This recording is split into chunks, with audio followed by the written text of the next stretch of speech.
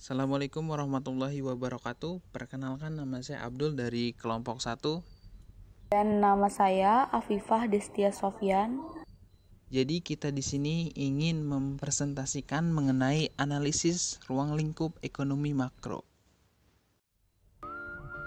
Sebelum kita ke pembahasan, alangkah baiknya kita mengetahui pengertian dari ekonomi makro terlebih dahulu, sehingga kita mempunyai gambaran tersendiri. Jadi, analisis ekonomi makro adalah analisis terhadap kegiatan suatu perekonomian dari sudut pandang yang lebih luas dan lebih besar. Contoh, analisis kegiatan penawaran dan permintaan atau jual beli bukanlah perilaku seorang pembeli yang dianalisis, tetapi keseluruhan pembeli yang ada dalam perekonomian tersebut. Begitu pula dalam analisis tingkah laku produsen. Yang diamati atau dipelajari bukanlah kegiatan seorang produsen, tetapi kegiatan keseluruhan produsen dalam perekonomian tersebut. Oke, paham? Lalu dalam ekonomi makro ada beberapa membahas. Yang pertama adalah ruang lingkup ekonomi makro. Kedua, bentuk-bentuk kebijakan ekonomi makro. Ketiga, tujuan ekonomi makro. Keempat, ada permasalahan ekonomi makro.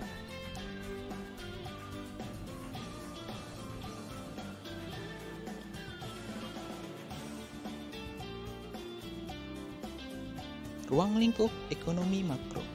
Yang pertama, penentuan tingkat aktivitas ekonomi negara. Dalam ekonomi makro dijelaskan tentang seberapa jauh perekonomian suatu negara dapat menghasilkan suatu produk dan jasa. Ruang lingkup ekonomi makro ini memiliki beberapa jenis pengeluaran. Yang pertama, pengeluaran konsumsi rumah tangga, pengeluaran pemerintah, pengeluaran perusahaan atau investasi, dan ekspor dan impor. Yang kedua ada kebijakan pemerintahan. Dalam kebijakan ini ada dua jenis. Yang pertama adalah kebijakan moneter dan kebijakan fiskal. Yang ketiga ada pengeluaran keseluruhan. Ketika terjadi pengeluaran keseluruhan yang tidak mencapai tingkat ideal, maka akan terjadi masalah dalam perekonomian suatu negara. Pengeluaran keseluruhan harus pada tingkatnya sesuai yang dibutuhkan, yang dimana hal ini dapat mewujudkan peluang kerja yang lebih baik dan serta menjadikan laju inflasi.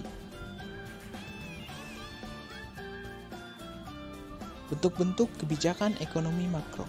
Yang pertama, kebijakan fiskal merupakan langkah yang dilakukan pemerintah untuk membuat perubahan dalam pendapatan dan pengeluaran negara yang bertujuan untuk mempengaruhi jalannya perekonomian. Kedua, ada kebijakan moneter. Adalah kebijakan pemerintah yang terkait dengan perilaku bank sentral dalam penawaran dan pengaturan uang yang beredar yang bertujuan untuk mempengaruhi agraria. Tujuan kebijakan ekonomi makro, yaitu yang pertama, neraca pembayaran luar negeri yang seimbang. Kedua, keadaan perekonomian yang stabil. Ketiga, kapasitas produksi nasional yang tinggi. Keempat, tingkat kesempatan kerja yang tinggi. Dan yang kelima, distribusi pendapatan yang dapat dilakukan secara merata. Permasalahan ekonomi makro. Yang pertama yaitu inflasi, yaitu kenaikan harga barang yang merupakan dampak dari terjadinya inflasi akan mempengaruhi perekonomian dan daya beli masyarakat.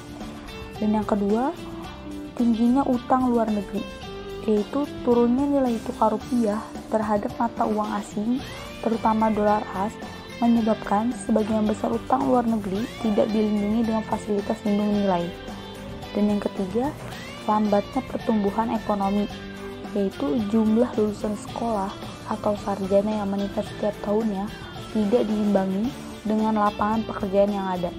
Terlebih, masih adanya keengganan untuk berwirausaha. Dan yang terakhir, tingginya pengangguran dan kemiskinan, yaitu terbatasnya lapangan pekerjaan dan ledakan jumlah penduduk adalah faktor utama terjadinya pengangguran dan kemiskinan. Jumlah penduduk yang meningkat tidak sebanding dengan lapangan pekerjaan yang tersedia sehingga meningkat jumlah pengangguran. Sekian dan terima kasih dari presentasi kami. Bila ada salah kata mohon dimaafkan. Assalamualaikum warahmatullahi wabarakatuh.